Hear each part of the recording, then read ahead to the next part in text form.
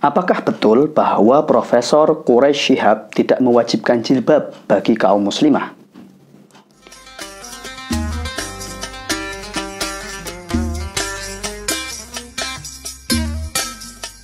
Assalamualaikum teman-teman. Mungkin teman-teman pernah mendengar isu atau desas-desus bahwa Profesor Muhammad Quraish Shihab, atau kita panggil saja Pak Quraish, tidak mewajibkan jilbab bagi kaum muslimah, tidak mewajibkan menutup aurat bagi kaum perempuan muslimah.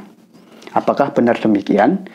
Jawabannya kita bisa baca di dalam buku ini yang berjudul Jilbab Pakaian Wanita Muslimah, Pandangan Ulama Masa Lalu dan Cendekiawan Kontemporer, yang ditulis oleh beliau Profesor Dr. Muhammad Quraish Shihab. Beliau menulis buku ini memang sebagai jawaban atas kesalahpahaman yang sering beredar di tengah masyarakat. Beliau menulis,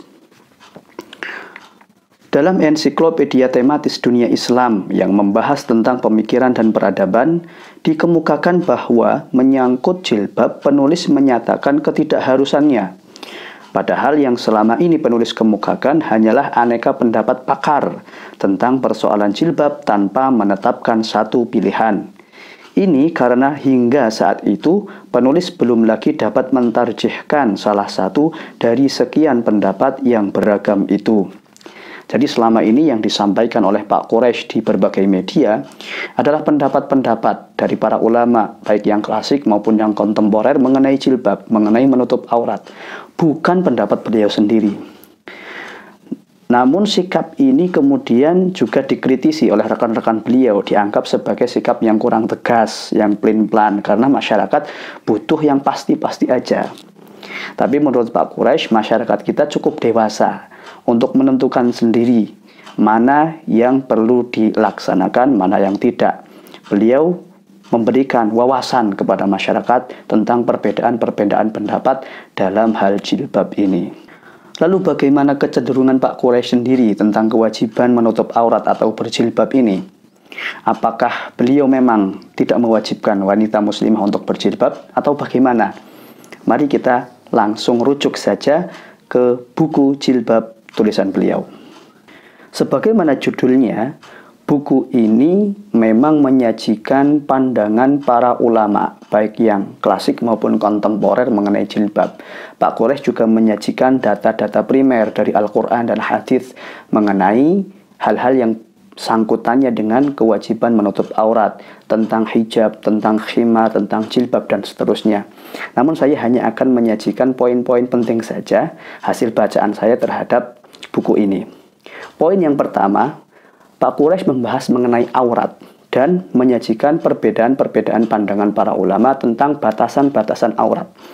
Namun yang perlu digarisbawahi bahwa Pak Quraish sebagaimana kaum muslimin pada umumnya dan para ulama terdahulu di dalam lingkungan kaum muslimin menyatakan bahwa menutup aurat bagi kaum muslimin, laki-laki maupun wanita, adalah wajib.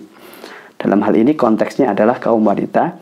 Menutup aurat bagi kaum muslimah adalah hal yang wajib. Dan penentuan kewajiban menutup aurat ini bukan untuk menghinakan dan merendahkan kaum wanita. Beliau menuliskan, penentuan tentang aurat sama sekali bukanlah untuk menurunkan derajat kaum wanita, bahkan justru sebaliknya. Upaya yang dilakukan oleh sementara pihak dewasa ini yang memamerkan wanita dalam berbagai gaya dan bentuk pada hakikatnya merupakan penghinaan yang terbesar terhadap kaum wanita. Sebab ketika itu mereka menjadikan wanita sebagai sarana pembangkit dan pemuasan nafsu pria yang tidak sehat. Jadi clear ya, Pak Quraish sebagaimana kita kaum muslimin pada umumnya mewajibkan menutup aurat sebagaimana yang sudah menjadi hukum di dalam Al-Quran dan menjadi sunnah Rasulullah SAW. Wajib menutup aurat. Tapi batasan-batasan auratnya itu yang menjadi masalah, yang menjadi pertanyaan. Beliau menyatakan, ini poin yang kedua, bahwa batasan aurat bagi kaum wanita itu khilafiyah. Jadi berbeda penafsiran antara para ulama mengenai batasan-batasan aurat itu. Nah, mengenai perbedaan batasan aurat ini ada 4 pendapat yang Pak Quraish sampaikan. Pendapat yang pertama, adalah pandangan ulama yang menyatakan bahwa aurat wanita adalah seluruh tubuh tanpa kecuali.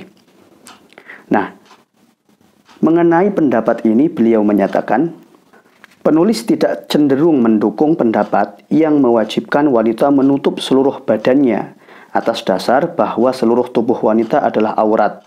Ini bukan saja karena lemahnya alasan-alasan yang mereka kemukakan, tetapi juga dengan tampil seperti yang mereka wajibkan itu, gugurlah fungsi hiasan atau keindahan dalam berpakaian. Padahal Al-Quran sendiri menyebut bahwa salah satu fungsi pakaian adalah hiasan.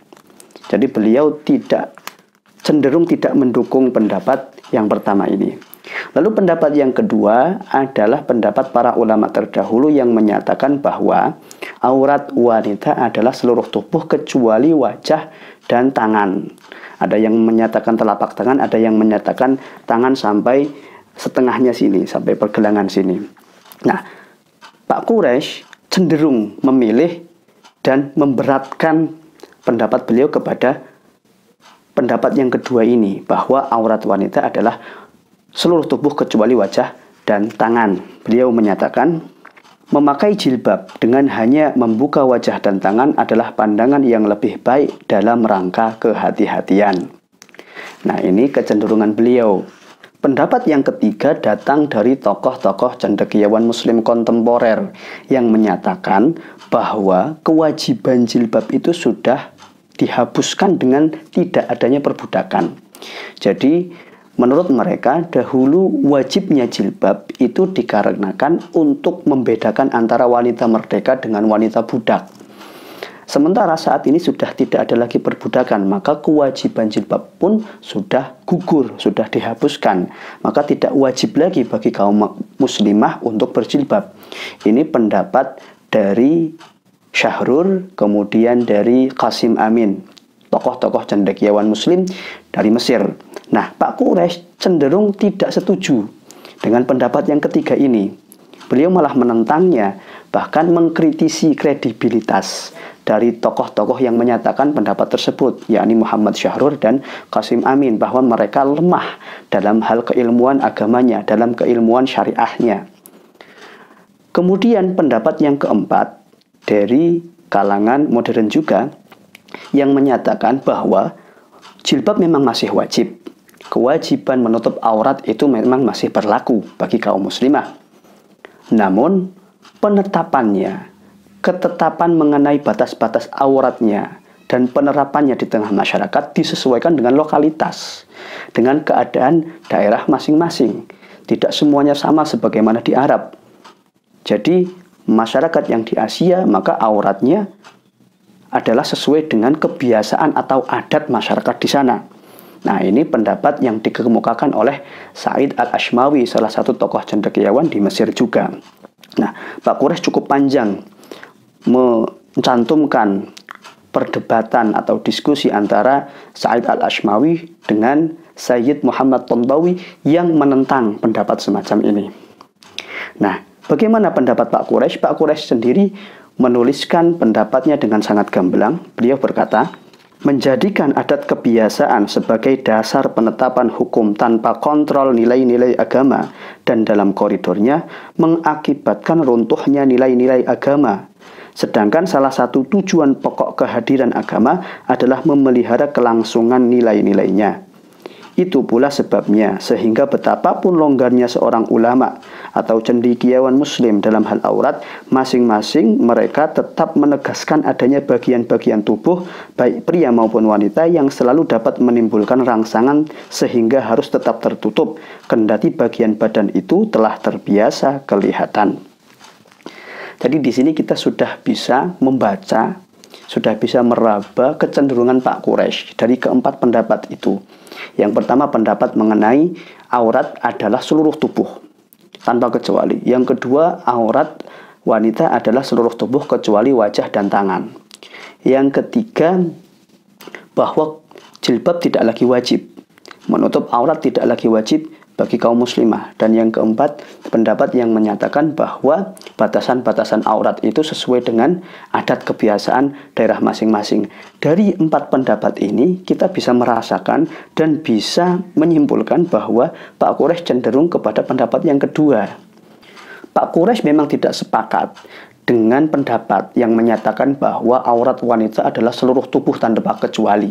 Tapi beliau juga menentang pendapat bahwa kewajiban menutup aurat atau kewajiban berjilbab sudah tidak berlaku lagi.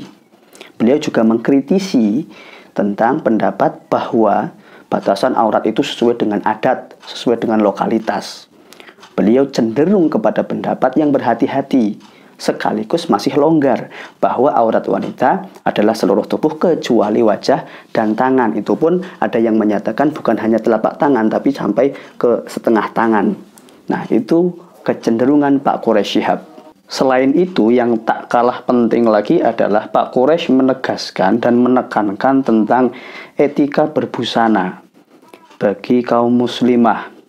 Yang penting adalah tidak tabarruj atau berlebihan dalam bersolek, kemudian tidak memakai pakaian yang menerawang atau transparan, kemudian tidak diniatkan untuk menarik perhatian pria untuk popularitas, dan yang keempat adalah tidak menyerupai pakaian laki-laki. Nah, ini yang terakhir tentu sesuai dengan adat dan kebiasaan masyarakat.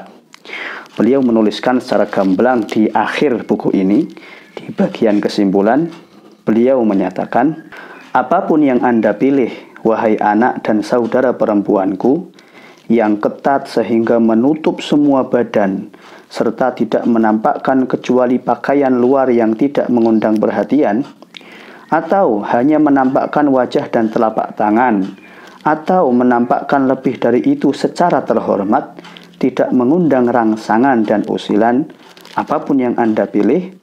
Namun yang pasti ada beberapa hal yang perlu Anda perhatikan agar pakaian dan tingkah laku Anda tidak dinilai bertentangan dengan nilai-nilai ajaran agama Islam. Nah, demikian kira-kira beberapa poin penting dari buku ini yang bisa kita pahami bagaimana pandangan dan kecenderungan Pak Quraisy Shihab. Yang pertama, jelas beliau sama sebagaimana kaum muslimin pada umumnya mewajibkan menutup aurat bagi kaum muslimin maupun muslimat. Tapi beliau juga menegaskan bahwa masalah batasan aurat itu adalah masalah khilafiyah, ada perbedaan pendapat antara para ulama. Dan beliau sendiri cenderung mendukung pendapat yang menyatakan bahwa aurat wanita muslimah adalah seluruh badan kecuali wajah dan tangan. Namun beliau tidak menyalahkan bagi siapapun yang mungkin cenderung pada pendapat bahwa aurat wanita adalah seluruh tubuh tanpa kecuali. Dan beliau juga menegaskan tentang pentingnya beretika dalam berbusana, sehingga tidak menimbulkan rangsangan dan tetap menjaga kehormatan wanita muslimah. Itu kira-kira yang bisa saya pahami dari buku ini. Bagaimana pendapat teman-teman semua? Silakan berkomentar. Wassalamualaikum warahmatullahi wabarakatuh.